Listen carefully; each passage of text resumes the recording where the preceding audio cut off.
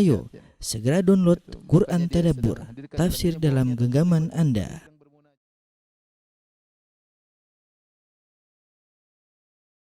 Bismillahirrahmanirrahim. Assalamualaikum warahmatullahi wabarakatuh. Alhamdulillahi ala ihsani wa syukru lahu ala taufiqihi wa amtinani wa asyhadu an la ilaha illallah wahdahu la syarika lahu ta'ziman li sya'ni wa asyhadu anna Muhammadan abduhu wa rasuluhu da'ila ridwani. Allahumma salli alaihi wa ala alihi wa ashabi wa ikhwani. Bapak-bapak dan Ibu yang dirahmati Allah Subhanahu wa taala, kita akan berbicara tentang sosok manusia termulia yang pernah ada di alam semesta. Dialah Nabi Muhammad sallallahu alaihi wasallam Al-Hashimi Al-Qurashi, yang tidak ada seorang pun yang Allah bersumpah dengan kehidupannya kecuali Nabi sallallahu alaihi wasallam. Allah bersumpah dalam surat Al-Hijr, la amruka innahum la fi sakratihim ya'mahun. Demi kehidupan engkau, demi umurmu wahai Muhammad, ya. Allah bersumpah dengan umur Nabi sallallahu alaihi wasallam. Kenapa? Dan Allah tidak pernah bersumpah dengan umur selain Nabi Muhammad sallallahu alaihi wasallam, tidak lain karena seluruh umur Nabi sallallahu alaihi wasallam berkah dan seluruh fase dari kehidupan Nabi sallallahu alaihi wasallam adalah teladan bagi kita. Telah kita dengarkan tadi bacaan yang indah tentang firman Allah Subhanahu wa taala, laqad kana lakum fi Rasulillahi uswatun hasanah. Sungguh pada diri Nabi sallallahu alaihi wasallam ada teladan yang baik. Liman kana yarjullaha wal yawmal akhir wa dzakarallaha katsiran. Bagi orang yang berharap bertemu dengan Allah Subhanahu wa taala, berharap mendapatkan ganjaran di akhirat kelak, ya, dan banyak mengingat Allah Subhanahu wa taala. Saking agungnya Nabi Muhammad sallallahu alaihi wasallam dan bagaimana akhlak beliau tentang perjalanan hidup beliau, sampai-sampai Al-Imam Ibnu Hazm rahimahullahu taala dalam kitabnya Al-Fisal fil Milal wan Nihal wal Ahwa menyebutkan akhlak Nabi adalah mukjizat tersendiri. Akhlak Nabi adalah mukjizat tersendiri. Bahkan beliau berkata, fa inna sirata Nabi sallallahu alaihi wasallam liman tadabbaraha taqtadi tasdiqahu. Sungguhnya barang siapa yang mengamati tentang perjalanan hidup Nabi sallallahu alaihi wasallam, mau tidak mau dia akan membenarkan orang ini. Dia akan meyakini bahwa sini adalah utusan Allah Subhanahu wa taala. Kenapa? Karena perjalanan Nabi sallallahu alaihi wasallam dikemas begitu indah oleh Allah Subhanahu wa taala dengan berbagai macam contoh dari berbagai macam sisi yang membuat seorang pasti meyakini ini utusan Allah Subhanahu wa taala. Makanya beliau mengatakan, sungguh sirah Nabi, kehidupan Nabi, akhlak Nabi adalah mukjizat tersendiri. Kita tahu Rasulullah SAW memiliki banyak mukjizat, ya. Di antaranya seperti Rasulullah SAW Isra Mi'raj, ya. Sebagaimana kita ketahui di mana juga Rasulullah SAW memiliki mukjizat Al-Quran yang tidak ada orang bisa mendatangkan semisal Al-Quran. Di antara mukjizat Nabi sallallahu alaihi wasallam air keluar dari jari-jari beliau, ya. Di antara mukjizat Nabi sallallahu alaihi wasallam beliau mendoakan seorang kemudian bisa sembuh dengan tiba-tiba tanpa ada bekas sakit sama sekali, dan banyak mukjizat Nabi sallallahu alaihi wasallam. Tetapi di antara sekian banyak mukjizat tersebut adalah akhlak Nabi sallallahu alaihi wasallam. Maka pada kesempatan yang bahagia ini, di antara cara agar kita lebih mencintai Rasul kita Nabi Muhammad sallallahu alaihi wasallam, kita mempelajari akhlak beliau untuk kita teladani, sebagaimana perkataan pepatah kita, tak kenal maka tak sayang. Mau tidak mau kita harus mengenal Nabi manusia termulia ini. Bapak-bapak dan Ibu yang dirahmati oleh Allah Subhanahu wa taala, Aisyah pernah ditanya tentang akhlak Nabi sallallahu alaihi wasallam. Bagaimana akhlak Nabi sallallahu alaihi wasallam? Maka Aisyah radhiyallahu anha berkata, "Kana khuluquhul Qur'an." Akhlak Nabi adalah Al-Qur'anul Karim, ya. Al-Qur'anul Karim, praktek nyatanya itulah yang dikerjakan oleh Rasulullah sallallahu alaihi wasallam. Begitu agungnya akhlak Nabi sampai Allah memuji Nabi sallallahu alaihi wasallam, "Wa innaka la'ala khuluqin azim." Sungguh engkau wahai Muhammad benar-benar di atas akhlak yang agung. Yang memuji bukanlah manusia, yang memuji adalah Rabbul Alamin. Dengan penekanan, ya, wa innaka la'ala, ada nun taukid, wa innaka la'ala, dalam taukid, ya, khuluqin azim. Engkau sungguh-sungguh, yang dibuka dengan sumpah, wallahi innaka la'ala khuluqin azim.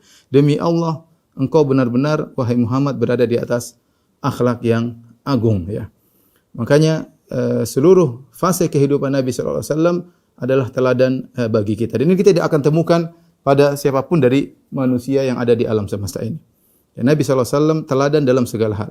Kalau kita ingin melihat bagaimana suami yang terbaik, contoh Nabi SAW. Kalau ingin mengetahui menjadi bapak yang terbaik, contoh Nabi sallallahu alaihi wasallam. Kalau ingin tahu menjadi sahabat yang terbaik, dialah Rasulullah sallallahu alaihi wasallam. Kalau ingin tahu menjadi majikan yang terbaik, dialah Rasulullah sallallahu alaihi wasallam. Kalau ingin tahu sifat tawadhu yang terbaik, dialah Rasulullah sallallahu alaihi wasallam. Kalau ingin tahu kedermawanan terbaik, dialah Rasulullah sallallahu alaihi wasallam.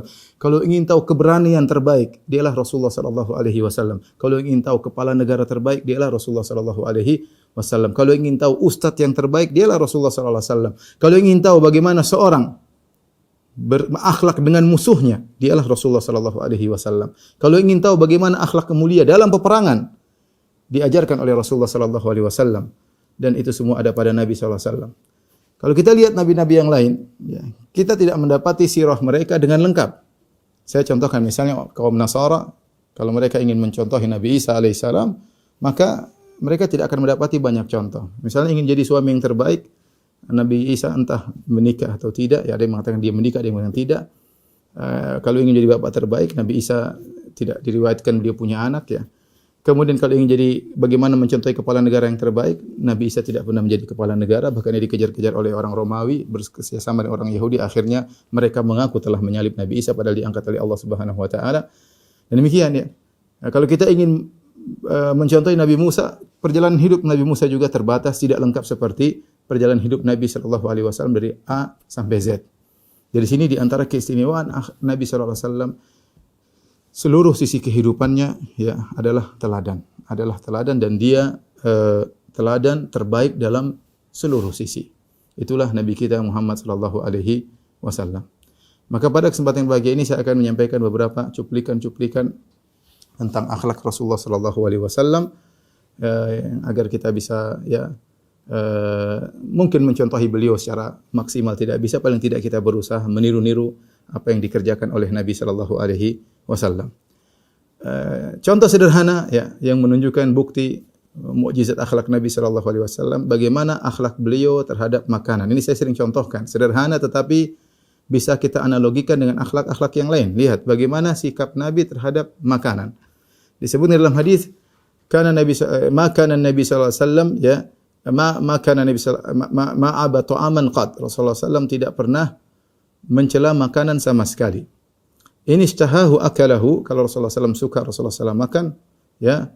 Kalau Rasulullah SAW tidak suka, tarakahu, ya. Wa illam yashtahi taraka Rasulullah SAW, kalau suka Rasulullah SAW makan, kalau Rasulullah SAW tidak suka Rasulullah SAW tinggalkan. Dan Rasulullah SAW tidak pernah mengomentari sama sekali. Apa yang dimaksud Rasulullah SAW tidak pernah mencela sama sekali dijelaskan oleh Al-Imam Nawawi rahimahullahu taala. Yaitu Nabi SAW tidak pernah mengatakan terlalu manis, terlalu asin, ya, kurang inilah, kurang anu. Rasulullah SAW kalau ada Rasulullah SAW makan, kalau enggak Rasulullah SAW, ya Rasulullah tidak suka Rasulullah SAW tinggalkan. Coba kita renungkan pada diri kita, siapa sih di antara kita yang tidak pernah mengomentari makanan? Ini bukan sehari tidak komentar makanan, ya.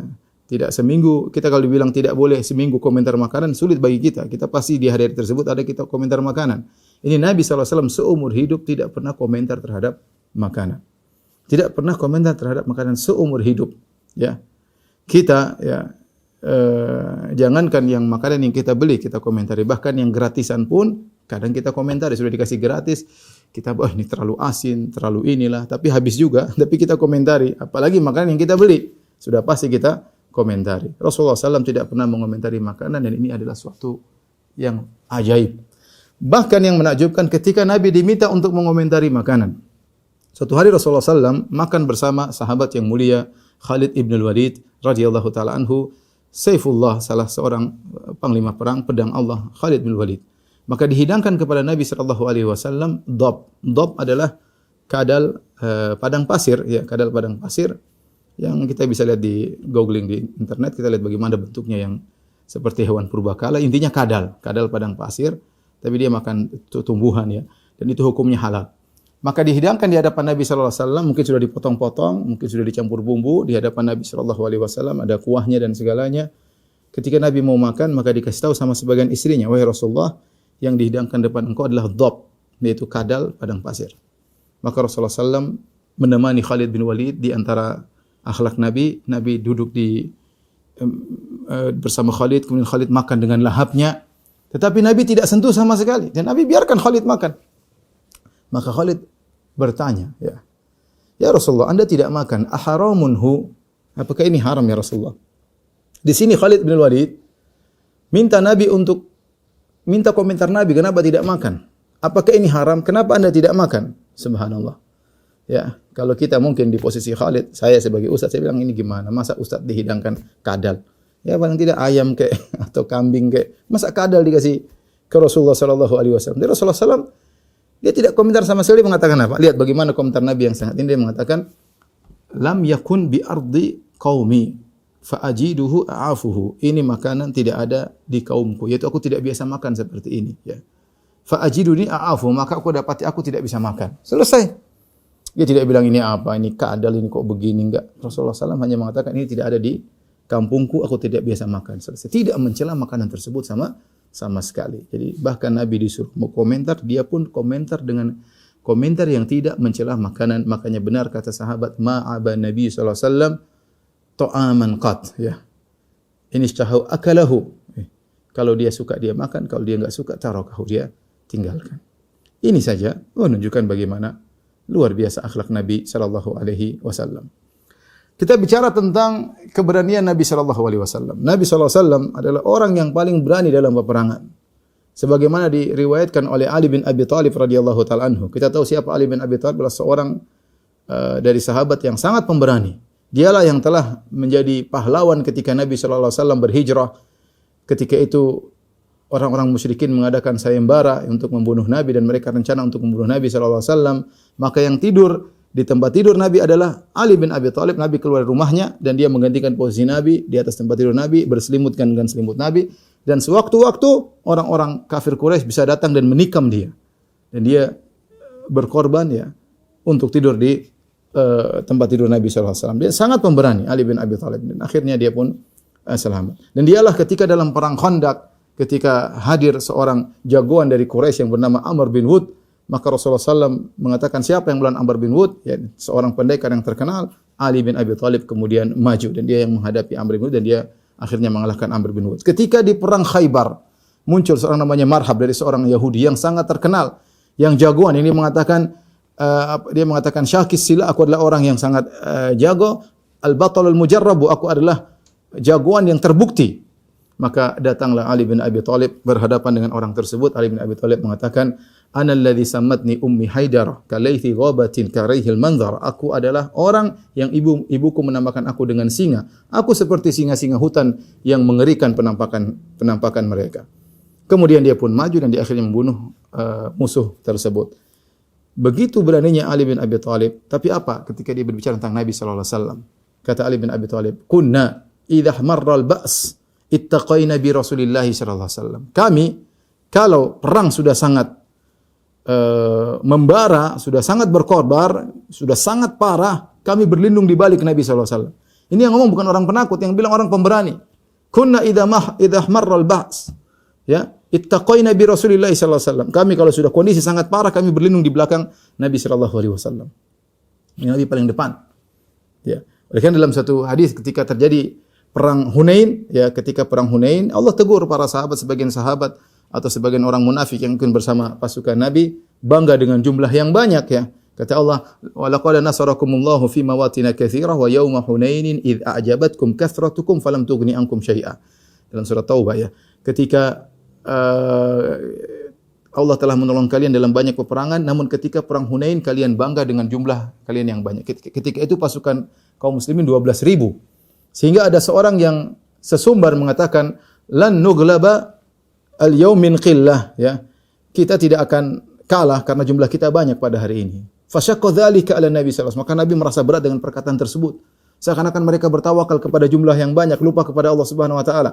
Benar ketika awal peperangan mereka diserang oleh kabilah Hawazin, mereka pun kabur. Kabur. Yang tidak kabur Nabi sallallahu alaihi wasallam. Nabi sallallahu alaihi wasallam memacu tunggangannya menuju ke depan dan Nabi berkata, ana nabiyyu la kadzib, ana ibni Abdul Muttalib. Aku adalah nabi yang tidak pernah berdusta, aku adalah cucunya Abdul Muttalib. Dan dia maju paling depan. Rasulullah SAW sangat pemberani. Jadi kalau kita bicara tentang keberanian, Rasulullah SAW nomor satu paling pemberani, ya. Jika ada desas-desus, Rasulullah SAW kemudian keluar dengan kudanya, dia pergi, ternyata tidak apa, dia balik, dia ngecek, maju sendiri. Rasulullah SAW adalah orang yang paling pemberani dari para sahabat, ya. Taib ini di antara contoh Nabi SAW dalam hal keberanian. Contoh Nabi SAW dalam hal kedermawanan. Jangan tanya, Rasulullah SAW super dermawan ya. Super dermawan. Di antara yang menunjukkan akan hal ini, ya, suatu hari Rasulullah SAW dilihat oleh seorang wanita. Rasulullah SAW pakai baju sudah usang. Maka wanita tersebut membuat baju yang indah buat Nabi SAW. Kemudian dia kasih kepada Nabi SAW. Sang perawi hadis berkata, فَأَخَذَهَا النَّبِيُّ sallallahu alaihi wasallam muhtajan ilaiha. Maka Nabi SAW mengambil baju tersebut karena Nabi butuh kepada baju tersebut. Rasulullah SAW pakai baju tersebut. Baru saja Rasulullah SAW pakai, tiba-tiba ada seorang sahabat datang.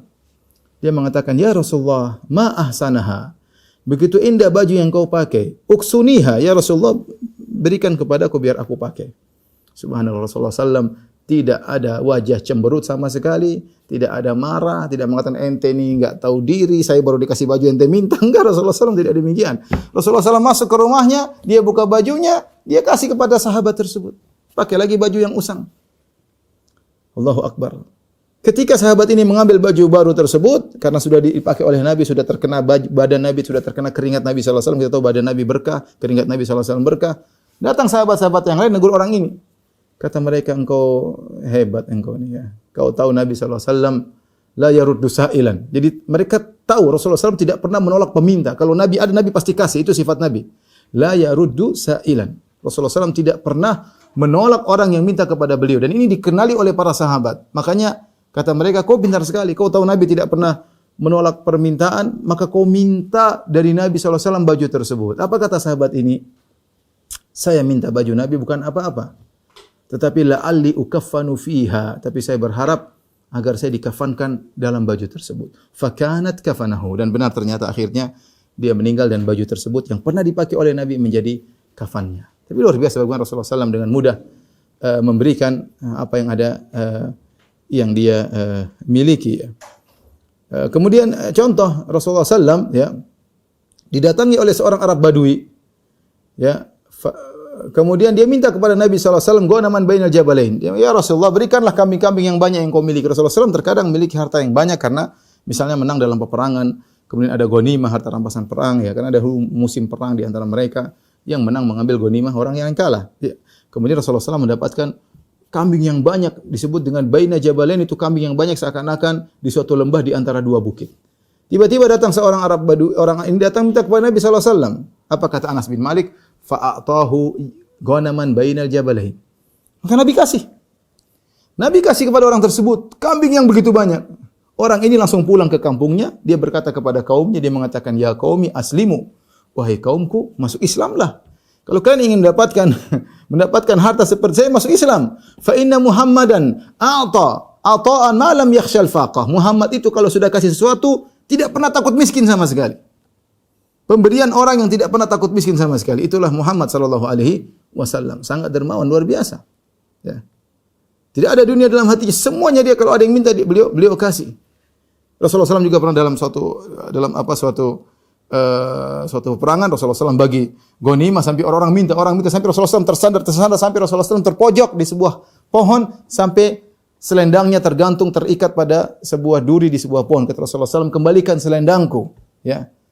Demi Allah, kalau saya punya onta sebanyak duri yang ada di pohon tersebut, saya akan bagi kepada kalian semua. Tsumma la tajiduni ya bakhilan, dan kalian tidak akan mendapati aku seorang yang bakhil. Kalau saya punya, saya akan bagi semua. Sudah habis mau diapain? Ya, mau diapain? Ya. Itulah Rasulullah sallallahu alaihi wasallam ya. Sangat-sangat dermawan ya. Oleh karenanya tidak heran kalau kita lihat bagaimana istri Nabi SAW sangat dermawan, bagaimana para sahabat sangat dermawan. Kita dengar cerita Abu Bakar menyumbangkan seluruh hartanya di jalan Allah Subhanahu wa taala, dan ini kita kelihatannya seperti mustahil dan menghayal ya. Kalau kita seakan-akan dongeng, tapi ini pernah terjadi. Siapa di antara kita yang pernah nyumbang seluruh hartanya? Coba didata hartanya. Oh, ternyata 2 miliar semuanya saya kasihkan di jalan Allah. Ya, enggak ada orang seperti zaman sekarang, tidak ada. Tapi kita enggak heran kalau kita tahu ternyata gurunya Muhammad sallallahu alaihi wasallam. Wajar Abu Bakar bisa demikian. Dan banyak sahabat yang ingin menyumbangkan seluruh hartanya, seperti Ka'ab bin Malik ketika dia bertobat, dia bilang, "Saya akan menyumbangkan seluruh hartaku di jalan Allah." Kata Nabi, "Jangan. Sisakan buatmu." Lihat Aisyah radhiyallahu taala anha ketika dia rumah tiba-tiba datang seorang wanita yang kelaparan bersama dua putrinya. Kemudian minta akses makan kepada Aisyah. Aisyah cari-cari di rumah nggak ada apa-apa. Nggak ada apa-apa. Cuma dapat satu butir korma. Coba bayangkan rumah isinya satu butir korma. Suaminya padahal kaya, sering bagi-bagi, di rumah cuma satu butir korma. Aisyah pun kasih perempuan tersebut. Aisyah pun kasih wanita tersebut. Tidak seperti ibu sekarang, Masya Allah, kalau pulang ke rumah ya, kulkas Masya Allah ada isinya, kemudian dapur ada isinya, Masya Allah, ATM juga ada isinya, Masya Allah, terkadang ATM suami juga kita yang pegang, Masya Allah, terus apalagi yang kurang. Aisyah rela makanan cuma satu butir korma dia kasih orang. Kita heran ada wanita seperti ini, tapi keheranan kita hilang tatkala kita tahu suaminya Rasulullah sallallahu alaihi wasallam, ya. Suaminya adalah Rasulullah sallallahu alaihi wasallam, ya. Oleh karenanya kalau kita bicara dermawan, Rasulullah SAW adalah contoh yang tiada tara. Sangat dermawan. Sangat dermawan. Kita bicara tentang apa lagi? Banyak poin ya. Saya khawatir luput dari benak saya. Di antara misalnya kita bicara tentang tawadhu Nabi sallallahu alaihi wasallam. Rasulullah SAW bagaimana tawadhu, jauh dari kesombongan, ya. Rasulullah sallallahu alaihi wasallam dahulu ketika berkumpul dengan para sahabat, beliau duduk bersama dengan para sahabat, tidak ada bedanya. Di tempat yang sama, datar yang sama, sehingga kalau ada orang jauh datang, mereka cari-cari Nabi, mereka bingung. Muhammad yang mana? Rasulullah SAW yang mana? Ya. Karena ya tidak seperti sekarang ada YouTube, ada medsos. Enggak, dahulu orang tidak tahu jadi datang Muhammad yang mana, mereka bingung. Karena Rasulullah SAW penampilannya sama dengan yang lain. Duduk di bawah. Sampai akhirnya para sahabat kasih ide, ya Rasulullah, Anda harus duduk di tempat yang lebih tinggi, agar kalau orang datang mengenal di mana Anda. Ya, akhirnya Rasulullah SAW dibuat semacam mimbar atau tempat duduk, semacam tempat yang agak tinggi, agar orang-orang yang datang dari jauh kenal Rasulullah sallallahu alaihi wasallam. Ya. Rasulullah sallallahu alaihi wasallam ketika berhijrah dari Mekah menuju Madinah, Rasulullah SAW bersama Abu Bakar radhiyallahu taala anhu, dan orang-orang tidak mengenal siapa Abu Bakar, tidak mengenal siapa Nabi sallallahu alaihi wasallam. Ketika masuk di kota Madinah, ya, kaum Ansar menyambut Nabi dan Abu Bakar radhiyallahu anhu. Tapi mereka tidak tahu, mereka menyangka Abu Bakar yang Nabi dan mereka menyangka Nabi yang Abu Bakar. Akhirnya mereka salaman kepada Abu Bakar. Abu Bakar juga bingung ini gimana, tapi begitu sampai di tempat mereka singgah, baru kemudian Abu Bakar menaungi Nabi SAW, baru mereka, oh nabinya yang ini. Baru kemudian Nabi tidak bilang, saya nabinya, ini bukan. Enggak, Nabi biarin aja. Ya. Orang menyangka Abu Bakar Nabi. Kenapa? Karena tidak ada bedanya, pakaian sama, model sama, biasa-biasa saja. Tawadhu'nya Nabi sallallahu alaihi wasallam, ya. Inilah Rasulullah sallallahu alaihi wasallam, ya. Di antara tawadhu Nabi sallallahu alaihi wasallam, Nabi sering naik himar, dan kita tahu himar adalah tunggangan yang paling rendah, ya. Ada himar, ada dongki, ada onta, ada kuda. Rasulullah SAW bisa naik ketiga-tiganya, dan Rasulullah kalau mau gampang. Tapi Rasulullah SAW sering naik himar, dan ini sering diriwayatkan oleh para sahabat. Kuntu radifan Nabi sallallahu alaihi wasallam ala himar. Saya naik himar bersama Nabi sallallahu alaihi wasallam, menggonceng. Dan Rasulullah SAW naik himar dan tidak jadi masalah meskipun dia kepala negara. Ya, tidak harus selalu di atas kuda, tidak harus selalu necis, enggak. Bahkan Rasulullah SAW terkadang berjalan tidak pakai sendal, bukan selalu, tidak, selalunya pakai sendal, tapi kadang-kadang berjalan hafian, sengaja kata para ulama agar demikianlah, agar seorang tidak terbawa dengan penampilan sehingga dia lupa diri. Rasulullah SAW terkadang berjalan dengan tanpa sendal karena tawadhu'nya. Makanya Rasulullah SAW dalam hadisnya berkata, al-badadatu minal iman. Kesederhanaan, kecuekan dengan penampilan adalah bagian daripada iman. Itu tidak harus selalu kita necis, kita kadang-kadang biasa-biasa saja, ya. Ya. Makanya saya sering sampaikan kepada kawan-kawan saya yang kebetulan mereka diberikan harta oleh Allah yang banyak. Tidak harus kalau Anda triliuner, tidak harus Anda selalu kalau kemana-mana harus naik bisnis kelas, harus naik di lain, enggak, sesekali naik ekonomi, enggak ada masalah. Ya, saya punya kawan punya uang miliarder, mungkin triliuner, naik ekonomi dengan saya, naik. Ya. Naik, ya. Tidak selalu harus bisnis kelas, karena kadang kita lupa kalau selalu dilayani, selalu dihormati, selalu akhirnya timbul kesombongan dalam diri kita. Rasulullah SAW tidak suka demikian. Dicontohkan oleh para sahabat juga demikian. Mereka kalau makan bersama pembantu mereka, ya. Mereka terkadang manggil orang miskin makan bersama mereka, sebagaimana diriwayatkan dari Hasan atau Husain radhiyallahu taala anhuma, bagaimana tawadhu'nya cucu-cucu Nabi sallallahu alaihi wasallam. Rasulullah SAW pun juga adalah orang yang sangat tawadhu, bahkan super tawadhu. Suatu hari ada seorang datang bertemu dengan Nabi sallallahu alaihi wasallam. Kemudian dia gemetar. Lihat karismatik Nabi, dia gemetar. Apa kata Nabi sallallahu alaihi wasallam kepada orang ini? Hawin ala nafsik. Tenang, tenang. Santai aja. Kalau bahasa kita sederhananya santai, santai. Inna alastu bimalik, saya bukan raja, kata Nabi sallallahu alaihi wasallam. Alastu bimalik, santai aja. Inna ma ana ibnu imra'atin min Quraisy ta'kulul qadid. Aku ini hanyalah seorang putra dari wanita Quraisy yang makan susu yang dikeringkan, sama seperti kalian. Gampangannya kalau kita bahasa kita, santai aja, saya bukan raja, saya juga makan beras seperti kalian sama, makan nasi sama. Ya, saya bukan makan emas, saya makan nasi sama seperti kalian. Tidak usah, santai aja. Jadi Nabi SAW tidak mengatakan, oh iya, saya adalah gini. Enggak, Rasulullah SAW malah tawadhu, menenangkan hati orang tersebut. Ya. Lihatlah Rasulullah SAW, ya, ketika datang Ibnu Mas'ud melihat Nabi SAW, kemudian tidur satu tempat, kemudian ada bekas tikar di lambungnya. Maka Ibnu Mas'ud mengatakan, ya Rasulullah, bagaimana kalau dibuat begini? Kata Rasulullah SAW, mali walid dunya, apa urusanku dengan dunia? Innama mathali wa mathalud dunya karakibin istadhallu tahta syajarah thumma raha fatarakaha. Apa urusanku dengan dunia? Perumpamaan aku dengan dunia adalah seperti seorang yang sedang bersafar dalam perjalanan, mampir di bawah sebuah pohon, istirahat sebentar, kemudian melanjutkan lagi. Dunia itu seperti pohon yang kita tinggali sebentar, kemudian kita tinggalkan untuk menuju perjalanan yang masih jauh. Ya, buat apa saya terikat dengan dunia? Kita manusia pun demikian. Kita sudah melewati tahapan dulu kita janin 9 bulan, kemudian kita keluar menjadi sekarang dalam kehidupan ini, kita tinggal di dunia sekarang ini. Setelah itu kita akan masuk dalam alam barzakh, entah berapa ribu tahun dalam alam barzakh. Kemudian kita masuk di padang mahsyar 50 ribu tahun. Setelah itu kita surga atau neraka abadi. Maka Nabi mengatakan, apa urusanku dengan dunia? Bagaimana tawadhu'nya Nabi sallallahu alaihi wasallam, ya. Dan hal-hal seperti ini banyak dalam contoh-contoh kehidupan Nabi sallallahu alaihi wasallam. Lihat bagaimana rumah Nabi sallallahu alaihi wasallam. Rasulullah sallallahu kalau salat malam, ya, saking sempitnya rumah Rasulullah sallallahu mungkin 4 kali 5 atau 4 kali 6, ya, kecil. Rasulullah sallallahu kalau salat malam, Aisyah tidur di depan. Saking sempitnya. Kalau Rasulullah SAW mau sujud, Rasulullah SAW pegang kaki Aisyah agar Aisyah melipat kakinya. Supaya apa? Supaya ada space untuk sujud. Kata Aisyah, wa kanatil buyutu laisa fiha masabih. Kita rumah-rumah di zaman itu belum ada lampu-lampu. Sehingga saya tidak tahu kapan Nabi turun mau sujud sampai disentuh oleh Nabi. Kalau Nabi sentuh kaki Aisyah radhiyallahu anha, baru Aisyah tarik kakinya, baru kemudian Nabi sujud. Bagaimana? Rumah kecil. Rumah kecil. Beda dengan kita, rumah besar, kamar di mana-mana, tapi sholat malam sangat sulit untuk kita kerjakan. Semoga Allah mengampuni dosa-dosa kita. Lihatlah bagaimana tawadhu'nya Nabi sallallahu alaihi wasallam. Oleh karenanya ketika rumah Nabi mau dipugar, sebagian sahabat kalau tidak salah Sa'id bin Musayyib tabi'in, di zaman tabi'in, dia datang ke rumah Nabi. Rumah Nabi kecil, kalau tangan dipegang menyentuh atapnya dan dia menangis. Dia mengatakan seandainya rumah Nabi tidak dipugar, agar orang-orang yang baru lahir, generasi berikutnya lihat bagaimana rumah orang terbaik di alam semesta seperti ini. Agar mereka zuhud kepada dunia.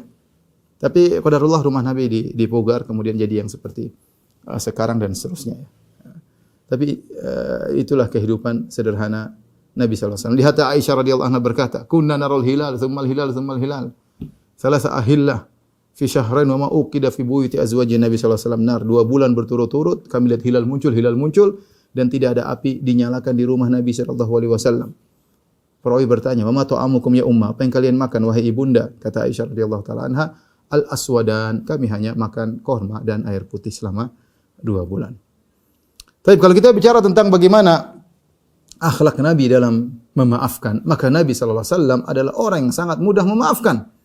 Orang yang sangat mudah memaafkan. Ya. Dalam satu hadis ketika Rasulullah SAW dalam hadis Anas bin Malik radhiyallahu taala anhu, ketika Rasulullah SAW sedang berjalan, tiba-tiba datang seorang Arab Badui, kemudian dia narik selendang Nabi sallallahu alaihi wasallam sampai ada bekas merah di leher Nabi sallallahu alaihi wasallam karena Nabi sedang berjalan, tiba-tiba dia tarik. Kemudian dia berkata, "Ya Muhammad, a'tini min malillahi alladhi indak." Kenapa dia tarik selendang Nabi? Dia bilang wahai Muhammad, dia tidak bilang wahai Rasulullah. Ini Arab Badui. Ya, Dia langsung sebut nama Nabi. Padahal para sahabat nggak ada yang berani bilang ya Muhammad, ya Muhammad. Allah saja kalau manggil Nabi, ya Rasulullah, ya ayuhan Nabi. Allah tidak pernah panggil ya Muhammad, tidak pernah. Kecuali kalau Nabi lain Allah panggil ya Musa, ya Nuh, ya Adam, ya Ibrahim, ya. Allah sebut nama mereka. Tapi kalau untuk Rasulullah SAW spesial. Allah mengatakan ya ayuhan Rasul, ya ayuhan Nabi. Allah tidak mengatakan ya Muhammad. Ya ayuhal muzammil, ya ayuhal muddathir. Tidak pernah Allah bilang ya Muhammad, tidak pernah. Ini Arab Badui, karena mereka, ya namanya Arab Badui, datang kepada Nabi, narik kain di leher Nabi, terus berkata, ya Muhammad, wahai Muhammad, a'tini mimma lillahi ladzi indak. Berikan kepadaku harta Allah yang ada padamu. Yaitu dia seakan-akan berkata, wahai Muhammad, itu hartamu ada, itu bukan milikmu, itu hanya titipan dari Allah, bagi dong kepada saya. Rasulullah marah? Tidak sama sekali. Fadhahikan Nabi sallallahu alaihi wasallam. Rasulullah SAW tertawa. Kata Rasulullah SAW, berikan kepada orang ini. Yang saya menakjubkan, Rasulullah SAW bisa langsung tersenyum, itu yang saya heran. Itu yang saya heran. Kalau kita misalnya kita lagi jalan atau keinjak kaki kita, kita pasti baru kita enggak apa-apa. Tapi Rasulullah langsung tersenyum padahal bekas merah di lehernya. Orang ini panggil ya Muhammad. Ya. Orang ini panggil ya Muhammad. Subhanallah, Rasulullah SAW tidak marah dan langsung bisa tersenyum. Dan ini aneh ya, konsep aneh ya. Kita mungkin bisa maafkan, tapi pasti kita emosi dulu ya. Kita pasti emosi dulu. Saya sering cerita ketika saya di kampus di Universitas Islam Madinah, ketika saya ingin masuk di gerbang Universitas Islam Madinah, saya naik mobil saya itu mobil Cressida tahun 89, mobil sedan tua ya. Ketika saya masuk tiba-tiba ada mobil Jeep besar warna biru, saya masih ingat, atau nabrak mobil saya, peot. Subhanallah, saya langsung buka kaca. Ya masih begini jam. Kemudian saya mau marah sama orang tersebut, tahu-tahu saya langsung bisa maafkan. Saya bilang, oh enggak apa-apa, ya silakan. Kenapa? Karena dia dosen saya waktu itu. Akhirnya saya bisa langsung memaafkan.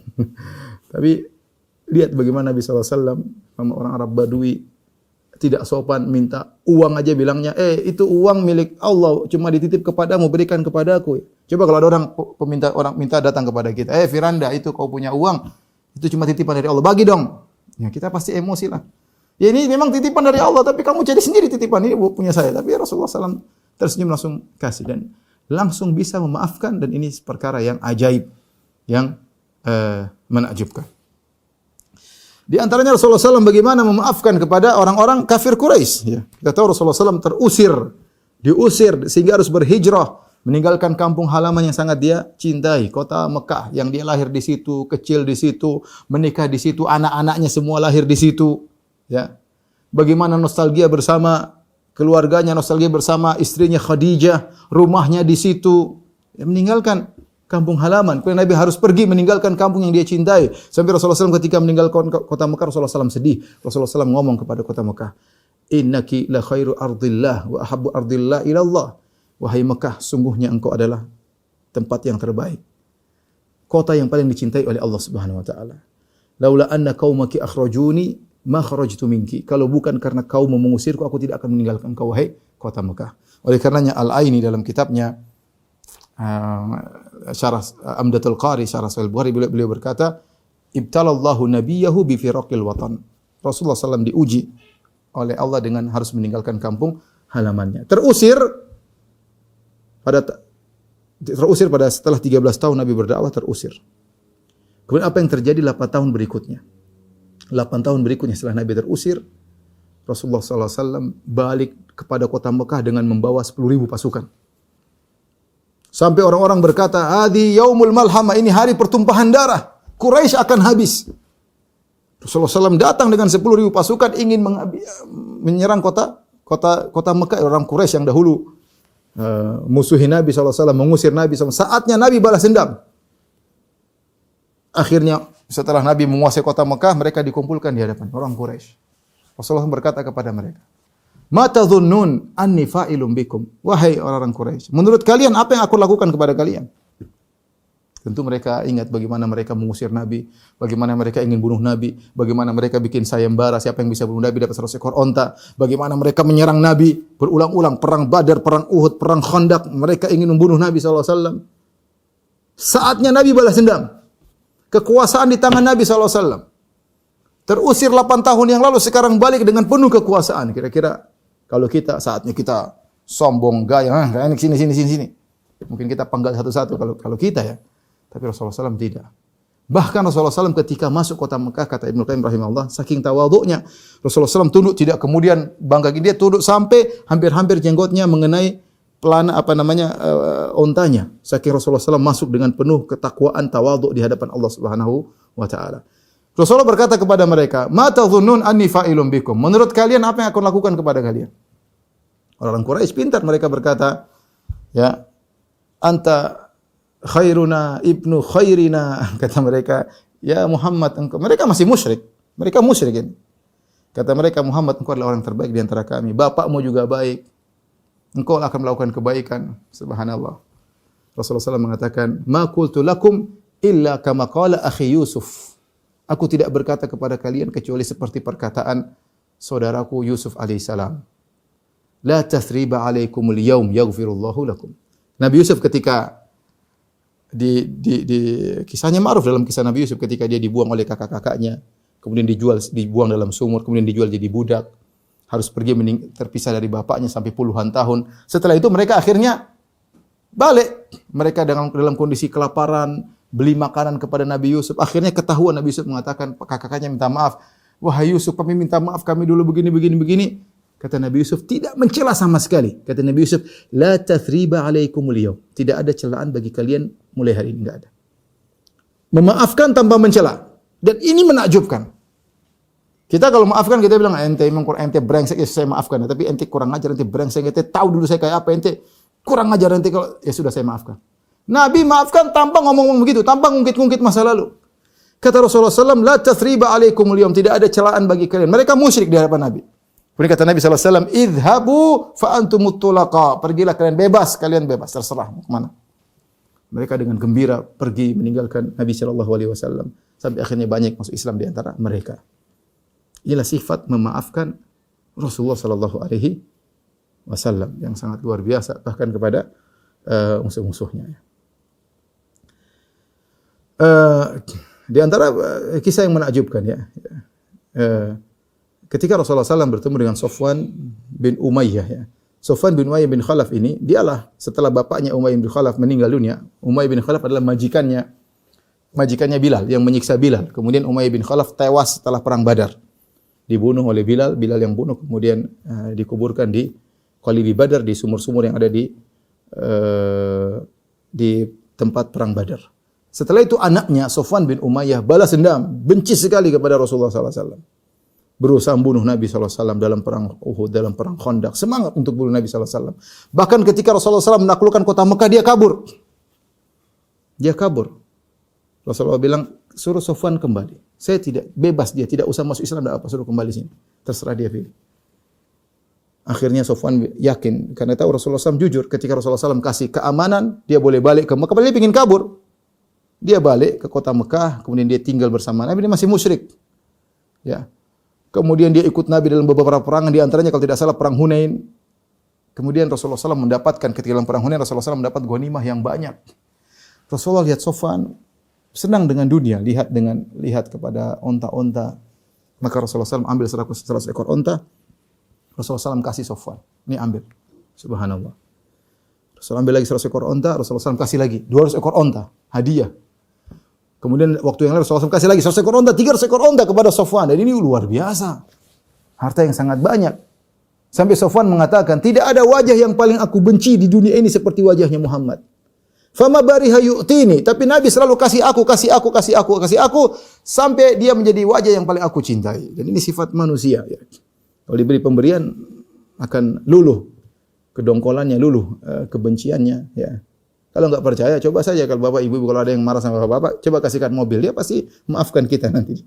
Oleh karenanya Rasulullah SAW sangat-sangat memaafkan dan sangat berlapang dada, dan itulah ciri-ciri ya para anbiya. Ya, kalau mereka tidak mudah memaafkan, mereka akan sengsara hidupnya karena terlalu banyak orang yang memaki, terlalu banyak orang yang mencela, terlalu banyak orang yang membunuhnya, tapi dia menghadapi semua dengan kesabaran. Itulah Rasul kita Nabi Muhammad sallallahu alaihi wasallam. Di antara teladan Nabi sallallahu alaihi wasallam adalah bagaimana sikap Nabi kepada anak-anak. Rasulullah sallam teladan dalam sikap anak, bagaimana sabarnya beliau kepada anak-anak. Suatu hari Rasulullah SAW begitu sayang kepada cucunya Umamah bintu Abil As. Rasulullah SAW punya putri namanya Zainab. Zainab menikah dengan Abul As. Punya anak namanya Umamah. Ya. Rasulullah SAW bawa Umamah salat di hadapan para sahabat. Rasulullah SAW yusalli wa huwa hamilu Umamah. Salat fardu sambil menggendong Umamah. Kalau Rasulullah SAW ingin duduk, Rasulullah SAW taruh. Kalau Rasulullah SAW berdiri, Rasulullah SAW angkat lagi. Subhanallah, dia gendong anak sambil salat. Bagaimana rahmatnya kepada anak-anak. Suatu hari Rasulullah SAW masuk salat, kalau nggak salah salat subuh, salat isya. Rasulullah SAW ingin panjangkan bacaan salatnya. Fasami bukaan Nabi. Kemudian Nabi mendengar buka as-sabi. Tiba-tiba Rasulullah SAW mendengar ada suara anak kecil tangisan di masjid. Maka Rasulullah SAW percepat salatnya. Para sahabat kaget, tidak biasa Rasulullah SAW cepat. Rasulullah SAW, aku tadi ingin salat panjang, tapi aku mendengar suara tangisan anak-anak. Aku kasihan sama ibunya. Rasulullah SAW percepat apa? Salatnya. Bagaimana perhatian dia terhadap anak-anak. Ya. Rasulullah SAW idza marra bisibyan sallam alaihim. Rasulullah SAW kalau melewati anak-anak sedang kumpul, Rasulullah SAW yang mulai kasih salam. Assalamualaikum warahmatullahi wabarakatuh. Bagaimana tawadhu'nya Nabi SAW perhatian sama anak-anak. Suatu hari Rasulullah SAW sedang berkhutbah Jumat. Tiba-tiba Hasan dan Husain baru pakai baju baru, jalan terjatuh. Rasulullah SAW tidak tega. Rasulullah SAW menghentikan khutbahnya. Dia turun dari mimbar, dia ambil kedua cucunya, kemudian dia bawa dan dia khutbah lagi. Subhanallah, ajib. Kalau ada khatib sekarang begitu, mungkin Pak Khatib mau kemana? Ini Rasulullah SAW berhentikan khutbahnya, ambil anak-anak dia bawa, nggak enak lihat anak jatuh, kemudian dilanjutkan khutbahnya. Dialah Rasulullah SAW. Suatu hari Rasulullah SAW sedang salat, tiba-tiba datang Hasan atau Husain, kemudian naik di atas leher Nabi SAW. Rasulullah sedang sujud, kemudian dia menjadikan Nabi kuda-kudaan. Para sahabat sujud bersama Nabi. Nabi sujudnya lama, tidak angkat-angkat. Para sahabat juga nunggu terus. Sampai ada sahabat satu yang angkat kepala, ingin tahu ada apa. Oh, ternyata ada anak-anak di atas Nabi. Dia sujud lagi. Setelah selesai salat, yang tidak tahu kondisi, datang kepada Nabi. Kata mereka, ya Rasulullah, innaka sajadta sajdatan atolta fiha. Ya Rasulullah, engkau tadi sujud panjang banget ya Rasulullah. Ahadatha syai', apakah terjadi sesuatu? Am uhiya ilaik, ataukah turun wahyu? Ada apa, kenapa sujud lama? Kata Nabi SAW, kullu dzalika lam yakun. Semua itu tidak ada yang terjadi. Bukan ini, bukan itu. Walakin ibni hadza irtahalani fakaritu an uajjalahu hatta yaqdi hajatahu. Tapi tadi kenapa saya lama? Ini cucuku, jadikan aku tunggangannya. Dan aku tidak ingin menurunkan dia dari leherku sampai dia puas, kata Nabi sallallahu alaihi wasallam. Bayangkan Rasulullah SAW biarkan anaknya main-main kuda-kudaan, ya, yang jadi korban para sahabat sujud lama. Rasulullah SAW yang penting anak ini senang, ya. Mungkin kalau sebagian kita langsung dilempar, langsung dibuang. Tapi lihatlah bagaimana Nabi SAW begitu sayangnya kepada anak. Rasulullah SAW pernah pergi ke rumahnya Anas bin Malik. Anas bin Malik siapa? Anas bin Malik itu pembantunya Nabi. Nabi di antara tawaduknya, Rasulullah SAW pergi ke rumahnya Anas, pembantunya, untuk tengok keluarganya, ketemu dengan ibunya Anas, ketemu dengan neneknya Anas. Dia datang ke rumah pembantunya, dan itulah Rasulullah SAW lakukan. Anas bin Malik punya adik. Ya. Anas bin Malik punya adik masih kecil, dan dia punya burung. Nagar, dia punya burung, dan dia main dengan burungnya. Suatu hari Rasulullah SAW datang, lihat dia sedih. Ternyata burungnya mati. Burungnya mati. Maka Rasulullah SAW datang kepada dia, Rasulullah SAW ngobrol sama dia. Ada yang bilang umurnya masih 4 tahun. Kata Rasulullah SAW, ya Aba Umair, ma fa'alan Nugair. Rasulullah SAW kasih dia kunyah. Wahai, namanya kecil dikasih kunyah, Abu Fulan masih kecil. Ya Aba Umair, wahai Abu Umair, wahai si Fulan. Maksudnya anak kecil itu, Rasulullah kasih dia kunyah. Apa yang terjadi dengan burungmu? Kata para ulama, anak itu mungkin tidak bisa jawab. Tapi Rasulullah SAW berusaha menurunkan levelnya untuk berbicara dengan anak-anak. Dan Rasulullah SAW ingin menghibur dia agar dia tidak terlalu bersedih. Subhanallah. Akhlak Rasulullah sallallahu alaihi wasallam. Tidak sebagian kita kalau ngobrol sama anak seakan kita menempatkan diri kita sebagai dokter, sebagai profesor. Ya anak kita masih kecil, kita turunkan level ngobrol sama dia yang nyambung dengan dia. Ya. Lihatlah bagaimana akhlak Nabi sallallahu alaihi wasallam terhadap anak-anak. Baik, masih 10 menit. Kita bicara tentang akhlak Nabi sallallahu alaihi wasallam terhadap istri-istrinya. Ini mohon diperhatikan oleh bapak-bapak. Ya, karena kita sekarang hidup di zaman krisis akhlak, baik akhlak istri maupun akhlak suami, ya. Seorang berusaha menciptakan surga di rumahnya, baiti jannati, rumahku adalah surgaku. Seorang berusaha rumah adalah tempat yang sangat dia rindukan. Kalau dia keluar dia ingin pulang, kalau dia ingin keluar dia ingin pulang. Ya, kalau seorang suami ya, setiap keluar pingin balik, berarti dia sudah menemukan surga di rumahnya. Tapi kalau seorang suami di rumah pingin keluar melulu, ini berarti ada masalah. Mungkin ada neraka di rumahnya. Oleh karenanya harus memperbaiki diri antara suami maupun wanita. Lihatlah bagaimana akhlak Nabi SAW. Kita mungkin tidak bisa seperti Nabi, paling tidak kita niru-niru sedikit-sedikit ya. Laqad kana lakum fi Rasulillahi uswatun hasanah. Sungguh pada diri Nabi SAW ada teladan yang baik. Di antara akhlak Nabi terhadap istrinya, Rasulullah SAW kalau manggil istrinya dengan kata-kata yang menunjukkan kasih sayang. Rasulullah SAW panggil istrinya Aisyah dengan ya Aish. Ya Aish itu Rasulullah SAW, ini metode orang Arab untuk menyingkat nama. Dan itu menunjukkan kasih sayang. Dia tidak mengatakan ya Aisyah tapi ya Aisyu. Wahai Aisyu, yaitu ini. Dan ini sampai sekarang masih orang-orang Arab kalau manggil anaknya misalnya Abdullah mereka panggil ya Abudi ya. Kalau Abdurrahman mereka panggil ya Dahmun ya. Jadi mereka Abdul Aziz mereka panggil ya Azuzi, yaitu panggilan-panggilan singkat bentuk kasih sayang. Dan ini sampai sekarang masih diterapkan oleh orang-orang Arab ya. Rasulullah SAW panggil Aisyah, kadang disingkat namanya. Terkadang Rasulullah SAW memanggil dengan gelaran ya Humaira. Ya Humaira. Kenapa Rasulullah SAW panggil Aisyah dengan ya Humaira? Karena disebut para ulama, karena Aisyah sangat putih. Sebagaimana bapaknya Abu Bakar juga putih. Saking putihnya Aisyah sampai terlihat rona-rona merah di wajahnya. Karena ada rona merah, Rasul panggil ya Humaira. Ya Humaira artinya wahai wanita yang nampak rona-rona merah di pipinya. Bagaimana seorang wanita tidak gembira dipanggil oleh suaminya dengan panggilan yang menunjukkan kecantikannya. Ya Humaira. Ya. Rasulullah dalam manggil aja milih-milih kata ya. Kita sebagai suami terkadang manggil istri dengan namanya, siapa fulanah ya. Ya tati sini tati panggil namanya. Harusnya panggil ya sayangku ya. Paling kita mungkin dek ya apa sayang cintaku ya. Terkadang seorang di telepon bukan tulis cintaku sayangku, kadang-kadang uminya anak-anak ya. Kadang-kadang tulisan yang enggak benar. Pengganggu nomor 1 misalnya. Kadang-kadang orang ya gimana Rasulullah panggil istrinya ya Humaira. Artinya kita juga bisa mencontoh, kita bilang sama istri kita, wahai wanita yang terurai rambutnya, wahai wanita yang mancung hidungnya, wahai wanita yang putih. Rasulullah SAW seperti itu. Ya ini kita boleh bilang gombal ya gombal, tapi ini gombal yang disyariatkan, tidak jadi masalah. Rasulullah panggil ya Humaira, wahai wanita yang saking putihnya nampak rona-rona merah di pipinya. Paling tidak bapak-bapak sekarang mulai sekarang panggil istrinya dengan ya sayangku kek, cintaku kek, ya kasihku kek, ya. Kalau bisa tidak sebut nama ya. Kalau sebut nama pun panggilan-panggilan yang indah yang didengar oleh istri, mereka senang dengan apa kalau kita menyenangkan orang kita bahagia, menyenangkan istri harusnya lebih bahagia. Bukankah Nabi SAW mengatakan khairukum li ahlihi wa ana khairukum li ahli. Sebaik-baik kalian yang terbaik bagi istri dan aku suami yang terbaik. Ini isyarat bahwasanya orang yang paling utama untuk kita baiki adalah istri kita. Ya. Kalau kita sisihkan waktu untuk kawan, kalau kita mau traktir kawan, kalau kita pilih kata-kata untuk ngobrol supaya senang, kawan senang, istri lebih utama kita ngobrol, kita buat dia bahagia dan yang lainnya. Dia ibunya anak-anak, dia yang mengandung anak-anak kita, dia yang melayani kita di ranjang, dia yang mengurusi kita. Kalau kita sakit dia ngurusi, dia teman ngobrol kita, harusnya dia lebih utama untuk kita baiki. Jangan pelit-pelit sama istri ya. Kemudian di antara akhlak Nabi SAW, Nabi SAW kalau minum bersama Aisyah, Aisyah cerita.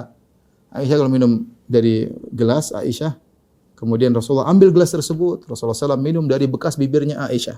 Rasulullah SAW sengaja ambil gelas tersebut, Rasulullah putar, kemudian dia minum dari bekas giginya Aisyah, bekas mulutnya Aisyah radhiyallahu taala anha. Ya. Ini perkara sepele bagi kita, namun tidak sepele bagi Aisyah, wanita yang perasa, yang pun ingin keromantisan, ingin kelembutan. Dan dia riwayatkan kepada kita, Rasulullah kalau minum ambil gelasku dan dia isinya putar gelas dan dia minum dari bekas bibirku, kata Aisyah radhiyallahu anha. Bahkan Aisyah kalau makan kambing, Rasulullah makan kambing dan dia taruh, Rasulullah ambil kambing tersebut, Rasulullah SAW gigit dari bekas gigitannya Aisyah. Ada istri makan apel, Mbak ini Bu, ambil apel, gigit dari bekas gigitan istri. Yang penting sikat gigi dulu ya. Intinya lihatlah bagaimana ya perhatian Nabi SAW sampai hal-hal seperti ini ya. Rasulullah SAW sebelum tidur Rasulullah SAW ngobrol. Kata Ibnu Abbas radhiyallahu taala anhuma, "Bitu inda khalati Maimunah, fatahaddatsa Nabi sallallahu alaihi wasallam ahli sa'atan tsumma raqada." Aku pernah nginap di rumah Nabi bersama bibiku, ya istri Nabi itu Maimunah. Rasulullah SAW ngobrol bersama istrinya, kemudian Rasulullah SAW baru tidur. Sampai kata Ibnu Hajar rahimahullah, ngobrol bersama istri itu adalah ibadah sebagaimana seorang nuntut ilmu. Kita kadang saya misalnya malam-malam saya baca buku, 1 jam saya baca buku. Kan dapat pahala nih. Ibnu Hajar bilang, kamu kalau ngobrol sama istri juga dapat pahala. Sama seperti kamu belajar agama. Kenapa? Karena dua-duanya adalah ibadah. Ya, kita udah pulang dari kantor lama-lama, istri sudah siap-siap pengen ngobrol. Sampai kita lah, sampai kamar kita nggak ngobrol, langsung ngantuk dia. Sayang, ayah, abi, nanti lagi banyak urusan, tidur ngantuk, besok kerja lagi. Tidak sempat ngobrol. Ya. Kadang sudah sampai ke kamar, main HP sendiri, medsos, istri juga medsos sendiri, kita tersenyum sama teman di grup, ternyata tuh cewek yang lain, istri kita senyum sama temannya di grup, terkadang teman sekolahnya dulu atau laki-laki yang lain. Bagaimana rumah tangga seperti ini? Ngobrol, nggak sempat ngobrol, sibuk dengan WhatsApp masing-masing. Ya, bagaimana mau dapat rumah baiti jannati sementara masing-masing jannahnya, surganya di WhatsApp-nya, bukan di rumahnya. Rasulullah SAW ngobrol. Di antaranya sempatkan diri kita untuk mendengar curhat istri, ngobrol. Ya, ngobrol lah. Yang nyambung lah, ngobrol tentang apa kayak. Tidak mesti harus ngobrol tentang pelajaran sekolah di Trisakti. Enggak, kita bicara tentang yang lain yang menyenangkan kita dengan istri kita. Ini akhlak Nabi SAW. Di antara akhlak Nabi SAW, Nabi mandi bareng bersama istrinya. Kata Aisyah radhiyallahu taala anha, "Kuntu aktasilu ana wan Nabi sallallahu alaihi wasallam min ina'in wahidin kilana junubun, fayubadiruni hatta aqulu lahu da'li." Aku mandi bersama Nabi sallallahu alaihi wasallam dalam satu tempayan, kami berdua dalam kondisi junub, maka Nabi mencandaiku ketika sedang mandi. Nabi kemudian mengambil air sampai melombaiku sampai aku berkata, "Ya Rasulullah, sisakan air buatku, sisakan air buatku." Lihatlah Nabi sallallahu alaihi wasallam mandi bareng bersama istrinya. Ketika mandi pun Nabi tidak diam-diam, tapi Nabi bercanda, ya. Sampai Aisyah balik, Aisyah yang merombai air, kata Rasulullah SAW, da'ili, siapkan air buat dia, bercanda ketika mandi. Rasulullah SAW mandi dengan Aisyah, Rasulullah mandi dengan Ummu Salamah. Lihatlah bagaimana akhlak Nabi sallallahu alaihi wasallam, ya, terhadap istri-istrinya. Lihatlah bagaimana akhlak Nabi terhadap Sofiyah radhiyallahu taala anha, ya. Ketika Sofiyah radhiyallahu anha ingin naik onta, Sofiyah orangnya tidak tinggi, ya. Maka dia untuk naik langsung ke onta berat, maka Rasulullah SAW tegakkan lututnya, kemudian Sofiyah naik di atas pahanya sebagai pijakan. Bayangkan Rasulullah, manusia terbaik di alam semesta, kakinya dijadikan pijakan untuk istrinya untuk naik di atas onta. Kita mungkin tidak seperti itu, ya. Kita, ya paling tidak kalau istri kita mau ambil sesuatu di atas lemari, kita bilang, "Ayo sayang, silakan naik di pahaku. Yang penting jangan lama-lama, kamu berat misalnya." Tetapi paling tidak kita bukakan pintu buat istri. Kalau kita naik mobil, silakan sayang, kita tutupkan. Istri merasa terhormat, apalagi depan teman-temannya, lihat suaminya memuliakan dia. Dia bangga, dia bangga punya suami seperti itu. Ini bukan malah sebaliknya. Sayang, itu angkat gas, masukkan ke dalam mobil, angkat, bantu istri, ya. Kita jauh dari sunnah Rasulullah sallallahu alaihi wasallam. Lihatlah Rasulullah SAW ketika sedang iktikaf.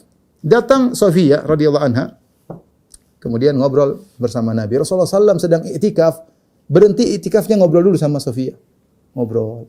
Istrinya mungkin ada sesuatu, dia ngobrol. Dia tidak bilang, "Saya lagi iktikaf, kemana datang-datang." Enggak, dia datang ngobrol. Selesai itu Rasulullah SAW bukan cuma dilepaskan di masjid. Padahal rumah Sofiyah belakang, cuma dekat. Kalau kita ke Masjid Nabawi, kan kita menghadap ke selatan, menghadap kiblat, rumah Sofiyah di belakang sini. Ya, sebelah utara, sebelah kanan, ya. Rasulullah keluar dari masjid ngantar istrinya, kemudian balik lagi. Padahal sedang iktikaf, ya. Rasulullah SAW sedang iktikaf, Rasulullah SAW keluarkan kepalanya, kemudian disisir oleh Aisyah radhiyallahu anha. Romantis, Aisyah. Makanya ibu-ibu juga, suaminya rambutnya disisir, ya. Jangan suruh sisir sendiri, sisir. Bagaimana Aisyah menyisir apa? Ini kita bicara tentang Nabi kepada ibu-ibu, ya, kepada istri-istrinya. Tentunya kita bicara akhlak Nabi. Kalau suatu saat kita bicara akhlak wanita terhadap suami, tentu pembahasannya lain.